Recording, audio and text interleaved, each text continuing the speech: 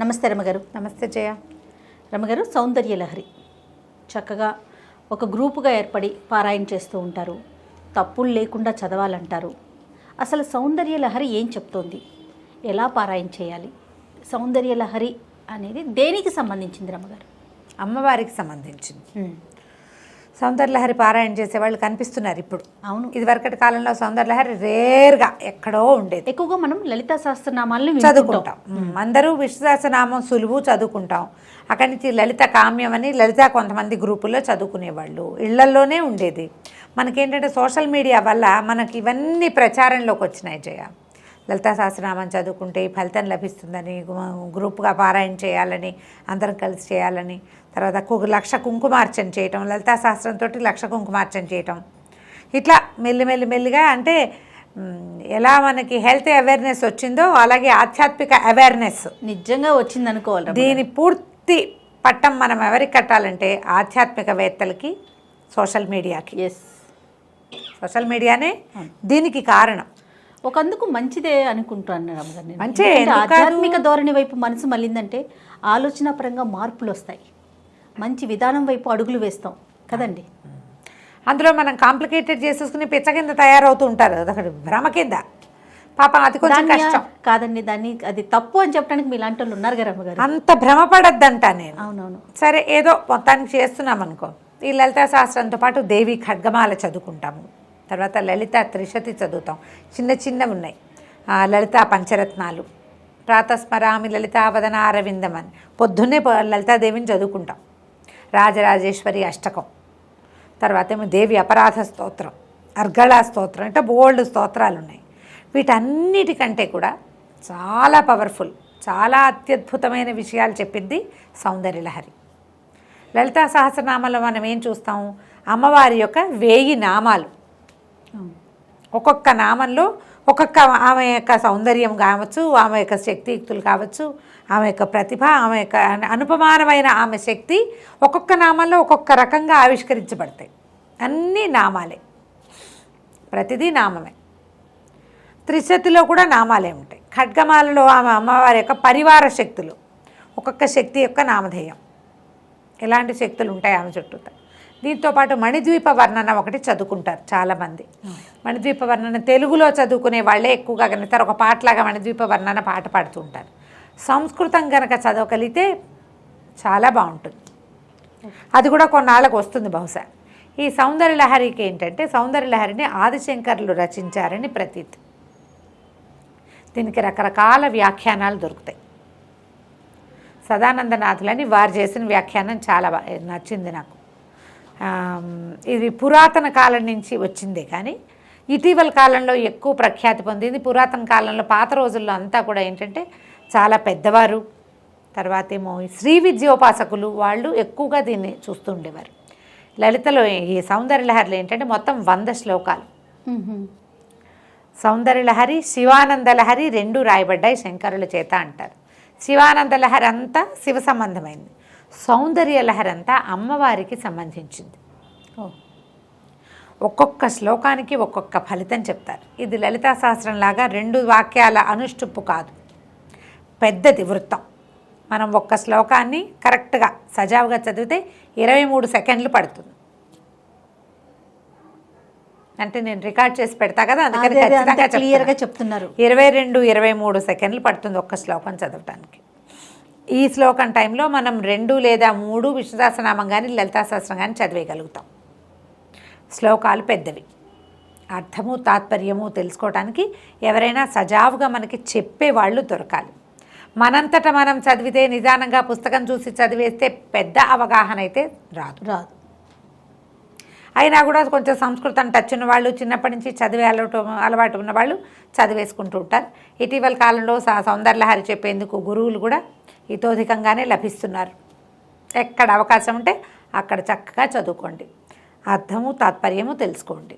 ఇందులో ఏంటంటే మొదటి 50 శ్లోకాలు ఆనందలహరి, తర్వాత 50 శ్లోకాలు సౌందర్యలహరి అని చెప్తారు. మొదటి సగం అది, తర్వాత సగం ఇదని.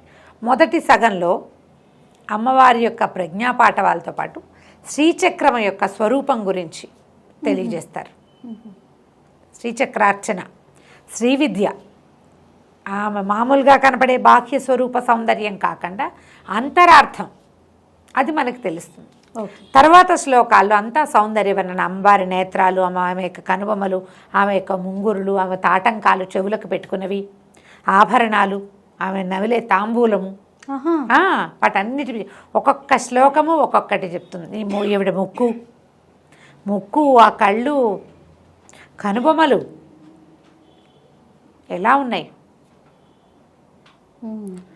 ఒక్కొక్కటి ఒక్కొక్క ప్రత్యేకమైన ఆమె యొక్క సౌందర్యం గురించిన వర్ణనే ఉంటుంది.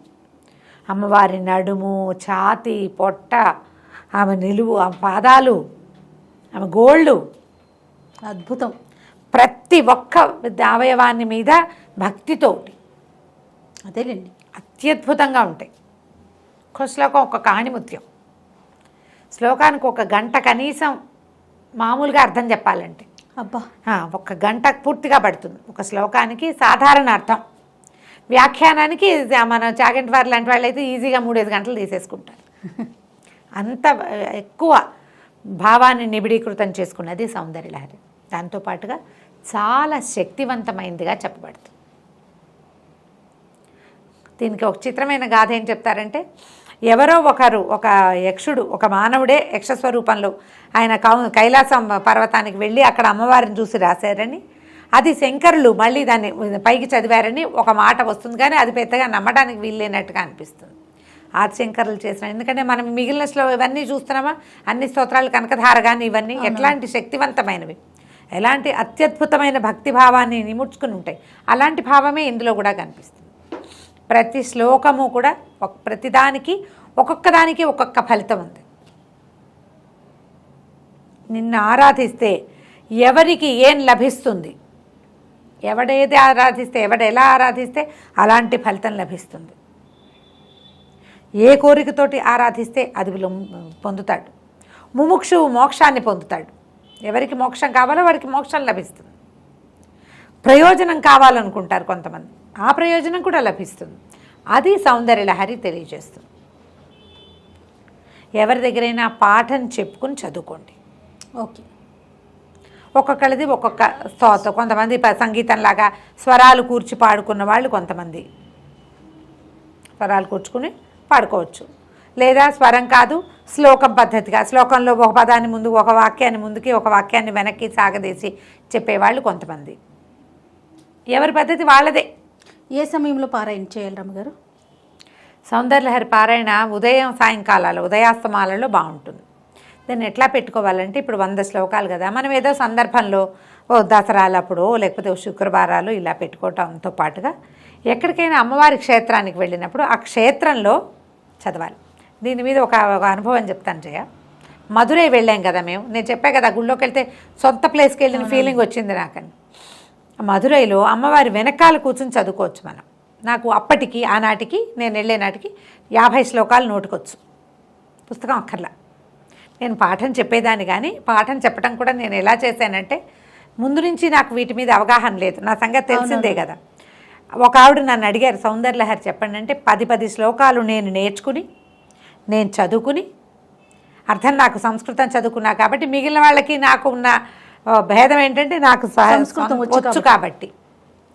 అక్కడి నుంచి మా అక్కయ్య దగ్గర ఒక క్లారిఫికేషన్ తీసుకుని, తనేం పాఠం ఇవి చెప్పదు కానీ అర్థాలు, తాత్పర్యాలు చెప్తుంది. ఆ 3-4 పుస్తకాలు సంపాదించాను, వాటి మీద వ్యాఖ్యానాలు 2 ఖచ్చితంగా నా దగ్గర ఉన్నాయి. తర్వాత కలిగిన పని కూడా ఒకటి తెచ్చిచ్చాడు, 3 వ్యాఖ్యానాలు. ఇవి బాగా చదివి నా సొంతంగా నాకేం భావం కలుగుతుందో దాని మీద డెవలప్ చేసుకుని, ఒక తల్లి పిల్ల, మా శ్యామల్ గారు వాళ్ళ అమ్మాయి అస్మిత, వాళ్ళిద్దరికీ చెప్పా. నేను నేర్చుకుని వాళ్ళకి చెప్పేదాన్ని. నేను మధురై వెళ్ళే నాటికి 50, ఇప్పుడు నా సంగతి నేను ఎక్కడో ఉద్ధరించేశానని చెప్పట్లేదు, క్లియర్గా చెప్తున్నా కదా. చెప్పారు అంతే, ఎవరైనా అంతే, ఎవరికైనా పుట్టుకతో వస్తాయి, ఏమైనా నేర్చుకోవాలన్న శ్రద్ధ అంతే అంతే. ఈ 50 నాకు నోటికొచ్చు, పుస్తకం కడగడ 50 వెళ్ళిపోయినాయి. తర్వాత పుస్తకం తీసుకున్నా, ఓపెన్ చేసి చదువుతున్నా. మామూలుగానే నా వాయిస్ కొంచెం స్పెషల్ వాయిసే కదా, శ్లోకాలు చదివేటప్పుడు అప్పుడు కూడా ఏంటంటే కొంచెం సంస్కృతం రావటం వల్ల ఒక ప్రత్యేకమైన బాణి ఉంది, నాకు తెలుస్తుంది. ఒక పోలీస్ ఆయన ప్రదక్షిణలు చేస్తూ వింటున్నాడు, ఆయన పోయి బయట కూర్చున్నాడు. ఆ బయట కూర్చుని మేము మొత్తం దర్శనం అన్నీ అయిపోయి నేను ఇంకా అయ్యవారిని చూసి మధురై లోపల దేవాలయాలు అన్నీ చూసుకుని ఇది నేను అక్కడ కూర్చున్నది 8 గంటలకి. అప్పటికి నాకు ఇంత కళ్ళతోడు అవసరం లేదనమాట. సాయం మళ్ళీ 11 గంటకి నేను బయటికి వెళ్ళాను. ఆయన అక్కడ కూర్చున్నాడు. ఆయన అడిగాడు, అమ్మా అక్కడ కూర్చున్నారు కదా మీరు ఎన్నమో పడికిరే అన్నాడు. ఏం చదువుతున్నా అని ఏంటమ్మా అన్నాడు. అనేసరికి సౌందర్యలహరిన అంటే ఏంటన్నాడు. చేతిలో పుస్తకం ఉంది, ఆయన చేతిలో పెట్టా. ఆయన ఆ పుస్తకం ఓపెన్ చేసి చూసి జిలేబీ చుట్టల్లాగా ఉన్నాయని చెప్పాడు. చెప్పి ఎంత బాగుందమ్మా వినటానికి, ఒకసారి చదవండి అని ఒక్క శ్లోకం నాతో అక్కడ చదివించుకొని ఫోన్లో రికార్డ్ చేసుకున్నాడు. నేను అనుకుంటాను ఒక్కొక్క జీవాత్మని అది అట్లా పట్టుకుంటుంది.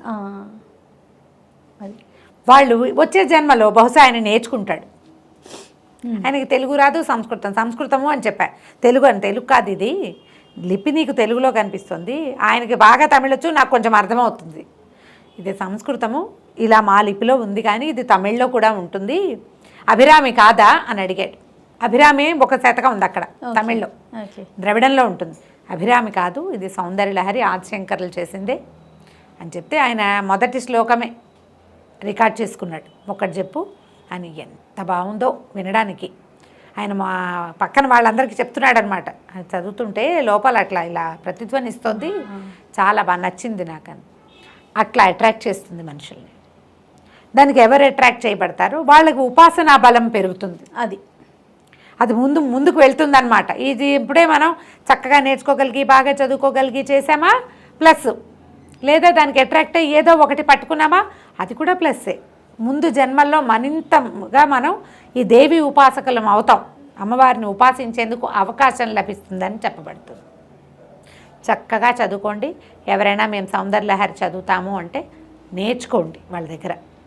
తప్పులు మాత్రం పడనివ్వద్దు. తప్పులు లేకుండా ఉంటే మీకు ఆ శ్లోకం చదవటం వల్ల రావాల్సిన పూర్తి ఫలితం వస్తుంది. మనకేంటంటే దేవుణ్ణి ఎలా పిలిచినా పలుకుతాడు. అమ్మవారిని అమ్మ అనే బదులు మా అన్న అన్న పలుకుతుంది అమ్మ. కానీ సజావుగా పిలిస్తే సజావైన సమాధానం వస్తుంది. కరెక్షను అనేది అవసరం. వాళ్ళు అమ్మానే అనొచ్చుగా, మనం ఇదెందుకు చదవాలి? అంతే కదా. వచ్చిందే చదువు. మనం ఇది ఎందుకు చదువుతున్నాము? దీనివల్ల లభించేటువంటి ఎనర్జీ పూర్తిగా రావాలి. మన చుట్టూతా వాతావరణం అంతా బాగుపడుతుంది.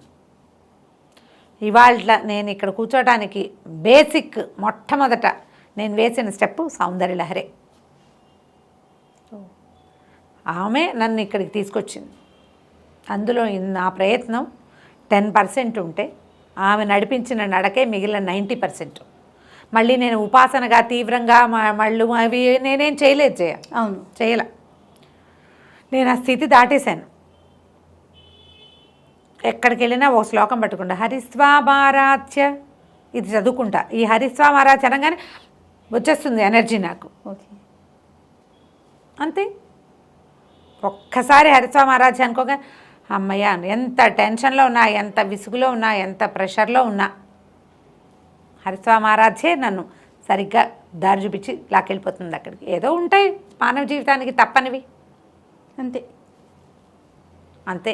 ట్రై చేసి చూడండి. మీకు అవకాశం ఉంటే నేర్చుకోండి. మీకు దీని మీద అవగాహన ఉందా మీకు ప్లస్, లేదా ప్రయత్నం చేసి ఒక్క శ్లోకం చెప్పించుకోండి చాలు.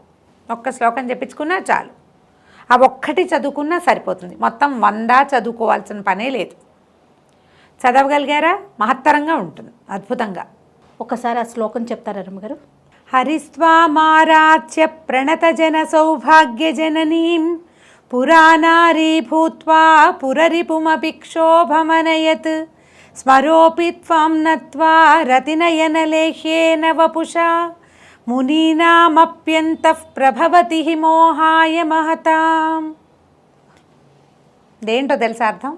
హరి త్వామారాధ్య అంటే నిన్ను ఆరాధించి నువ్వు ఎలాంటి దానివి? ప్రణతజన సౌభాగ్య జనని. ఎవరైతే నిన్ను నమస్కరిస్తారో, నిన్ను ప్రార్థిస్తారో వాళ్ళకి సౌభాగ్య జననివి నువ్వు. వాళ్ళకి ఏది కావాలంటే అది ఇస్తావు. నిన్ను ప్రార్థించి పూర్వము ఏం చేశాడు? స్త్రీ రూపం ధరించాడు. పురా నారీ భూత్వ పురరిపుమపి క్షోభమనయత్తు. పూర్వము నారిగా స్త్రీగా మారి పురరిపు అయినటువంటి నీ భర్త అయినటువంటి శివుడు పురులు అంటే త్రిపురాసుర సంహారం చేసిన శివుణ్ణే ఆయనకి క్షోభను కలిగించాడు. నీ వల్ల, నిన్ను నమస్కరించడం వల్ల, నీకు నమస్కారం చేయటం వల్ల, స్మరుడు అంటే ఇతను మన్మథుడు వీడిని ప్రార్థించడం వల్ల, అమ్మవారిని ప్రార్థించడం వల్ల ఈయన ఏంటంటే ఎవరికి కనపడ్డు. అమ్మవారు మన మన్మథుడు మనుషులకి కనపడేవాడు కాదు, ఎవ్వరికి కనిపించడు. ఈ శివుడు ఏం చేశాడు, అతన్ని కాల్చేసాడు, బూడిద చేసేసాడు పరమేశ్వరుడు. బూడిదైతే అప్పుడు అమ్మవారు ఆయనకి ధైర్యాన్ని ఇచ్చింది, ఏం పర్వాలేదు దుఃఖించద్దు అని. రతీదేవికి చెప్పింది, నీ కంటికి మాత్రం కనపడతాడు అని. రతి నయన లేఖేన వపుష, కేవలము రతీదేవికి మాత్రమే కనబడగలిగేటువంటి వాడైనటువంటి అనంగుడు మునీనామపి అంతఃప్రభవతి. వాళ్ళని ఏం చేస్తాడంటే లోపల మునులకి కూడా దీన్ని కలిగిస్తాడు, ప్రీతిని కలిగించేస్తాడు. ఇప్పుడు మనం ఎవరినైనా చూస్తే మనకి ఏదైనా భావాలు కలుగుతాయి. ఈ మన్మథుడు ఎవ్వరికీ కనపడ్డు. విపరీతమైన మోహాన్ని మునులకి కూడా కలగజేయగలుగుతాడు మన్మథుడు. ఎందుకంటే నీకు నమస్కరించడం వల్ల. స్మరోపి త్వాం నత్వా, నీకు నమస్కరించి చేస్తాడు ఆ క్రియ. నువ్వు అతని యందు ఉంటావు, దాని యందు మునులు మోహింపబడతారు. విష్ణువు నిన్ను ప్రార్థించడం వల్ల, నువ్వు అతని యందు ఉండటం వల్లే ఈ పురారి అయినటువంటి పరమేశ్వరుని మోహింపచేయగలిగాడు. నువ్వు ఎవరి యందు ఉంటావో వాళ్ళు ప్రపంచాన్ని మోహింపచేయగలరు.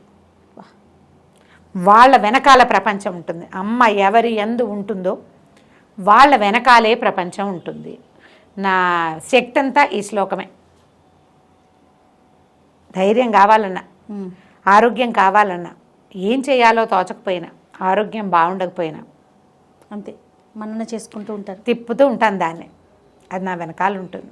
ఉంది నా వెనకాల. నాకు చేతైనవి విషయము, చేతకాని విషయము, వచ్చింది రాంది, ఓపిక లేనిది, సమస్తమైన వాటికి ఆమె నడిపిస్తుంది. ఈ ఒక్క శ్లోకంతో ఎన్నైనా చేయొచ్చు. పూర్తిగా రూమ్ అంతా వైబ్రేషన్స్ వచ్చినట్లు అనిపిస్తుంది రమ్మగారు. ఇది అసలు మనం రికార్డ్ చేస్తే అసలు చెవుల్లోకి ఒకసారి వెళ్ళిందంటే అంతే, ఆటోమేటిక్గా మన వెన్ను సాఫీ అయిపోతుంది. ఆ విద్యా రహస్యం అట్లాంటిది. ప్రయత్నం చేసి చూడండి. ఇది వినపడుతోంది, ఇది ఒక్కటి నేర్చుకోండి. చిన్న చిన్నవి సంస్కృతంలో ఒక్కొక్క చిన్న చిన్న మిస్టేక్స్ రాకుండా చూసుకోవాలి. ఇప్పుడు కొన్నిటికి మనకి ఫా శబ్దం లేదు చూడు, ఫలితం అనాలి, ఫలితం అనకూడదు, ఫా లేదు. ఇదేంటంటే విసర్గ పక్కన పా ఉంటే దాన్ని ఫాగా పలకాలి. అంతః ప్రభవతి ఉందనుకో, అంతః ప్రభవతి అని అఫ్ సౌండ్ అప్పుడు రావాలి. అలాంటి పడికట్టు ఖచ్చితంగా మనకి తెలియాలి. దానికి సంస్కృతం రావడం చాలా ప్రధానం. అది కనుక కుదిరితే మీకు చక్కగా వస్తుంది. మంచి మంచి శ్లోకాలు ఉన్నాయి. ఇది మొదటి శ్లోకాల్లోదే. రమ్మగారు ఎవరిదన్నా ఫాలో అవ్వాలి, ఇప్పుడు తెలియని వాళ్ళు అనుకోండి, పలానా వాళ్ళు మీరు ఫాలో అవ్వచ్చు, పలానాది విని నేర్చుకోవచ్చు అంటే ఏమైనా సజెషన్ చెప్పగలుగుతారా? నచ్చింది నేను అలా వినలేదు జయ, మీకు తెలియలా, వినలేదు. 100 శ్లోకాలు బాంబే సిస్టర్స్వో ఎవరివో ఉన్నాయి, కానీ రాగాల్లో ఉన్నాయి. మీకు మీ అందుబాటు. నేనేమంటానంటే ఏది ఇదే కరెక్టు అని చెప్పను నేను, నాకు కూడా తెలీదు, చెప్తున్నాగా. ఈ సంస్కృతం వస్తే కరెక్ట్గా ఉంటుందని భావిస్తా. నా మటుకు నేను సంగీతం కాదు దీనికి కావాల్సి, సంస్కృతం భాష మీద పట్టు, అంతే కదండి. పట్టు ఉన్న వాళ్ళ దగ్గర చెప్పించుకుంటే మేము కనెక్షన్స్ ఆటోమేటిక్గా అవుతాయి. బాగుంటుందిగా. నమస్తే రమ్మగారు. నమస్తే జయ.